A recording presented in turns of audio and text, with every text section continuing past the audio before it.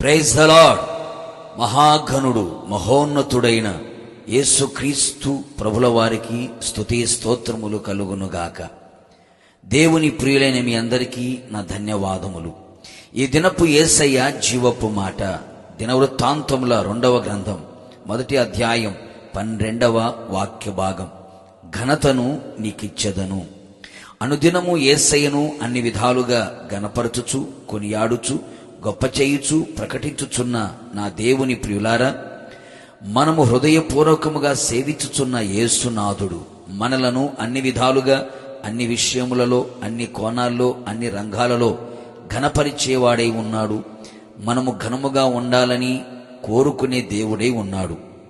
ఇంతవరకు లోకములో, సంఘములో, కుటుంబములో, సమాజములో అవమానాస్పదముగాను, నిందాస్పదముగాను, శాపాస్పదముగాను, అపహాస్యాస్పదముగాను ఒకవేళ ఉన్నావేమో, ఇదిగో నా యేసయ్య ఘనతను నీకిచ్చెదను అని వాగ్దానము చేయుచున్నాడు.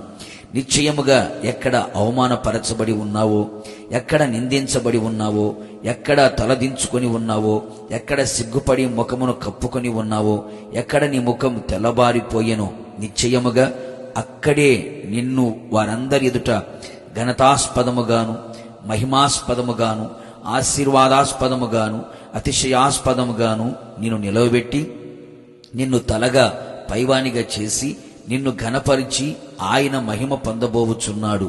కృంగిపోకు, బలహీనమవ్వకు, సమస్యలకు అలసిపోకు. ఇంకా ఎంతకాలం ఇలాంటి బ్రతుకు అని ఆత్మీయంగా, మానసికంగా, శారీరకంగా కృంగిపోవచ్చున్నావా? ఇదిగో నా యేసయ్య నిన్ను చూడవచ్చెను. మంచి దినములు చూడబోవుచున్నావు. నీకు ఘనతను ఇచ్చి నిన్ను ఘనపరిచి ఉన్నత స్థితిని నీకివ్వబోవుచున్నాడు. ఈ విధముగా మన జీవితంలో జరుగునట్లు ఆయనను మాత్రమే కృతజ్ఞతాస్తుతులతో ఆయనే దేవుడని హృదయపూర్వకముగా ఆయనను ఘనపరచెదము. ఆయన మాట శ్రద్ధగా విని ఆయన ఆజ్ఞలన్నిటినీ అనుసరించి నడిచెదము. క్షమించే గుణమును కలిగి ఉందము. అన్ని విషయములలో ప్రభువునకు విధేయులమై వినయ మనస్కును మనం కలిగి ఉండెదము. ఆయన సన్నిధిలో నిలిచి ఉండెదము. దేవుని వాక్యమని ఖడ్గమును ధరించుకొని ఉండెదము. దైవ జ్ఞానమును పొందిన వారమై ఉండెదము.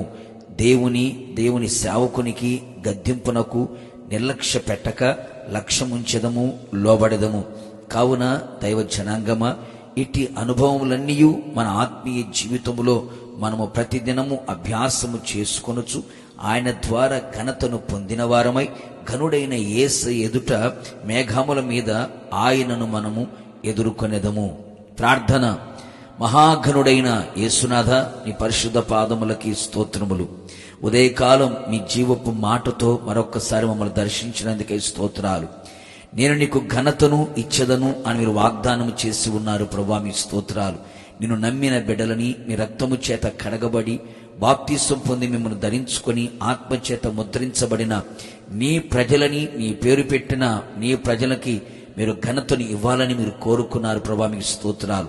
మీరు ఘనతను ఇచ్చేవారిగా మా జీవితము కనబడినట్లుగా మీ కృపని మెండుగా నిండుగా మీరు దయచేయమని కోరుతున్నాను ప్రభువా. ప్రజల మధ్యలో ఘనతాస్పదముగా, అతిశయాస్పదముగా, ఆశీర్వాదాస్పదముగా కనబడినట్లుగా అట్టి కృపచేత ప్రతి ఒక్కరిని బలపరిచి ఘనపరిచి మీరు రాకడ సిద్ధపరచమని యేసు నామములో అడుగుచున్నాను తండ్రి, ఆమేన్. నిశ్చయముగా నా యేసయ్య మిమ్మును మీ కుటుంబ సభ్యులందరినీ అన్ని విధాలుగా, అన్ని విషయములలో, అన్ని కోణాల్లో, అన్ని రంగాలలో ఘనపరచునుగాక. God bless you.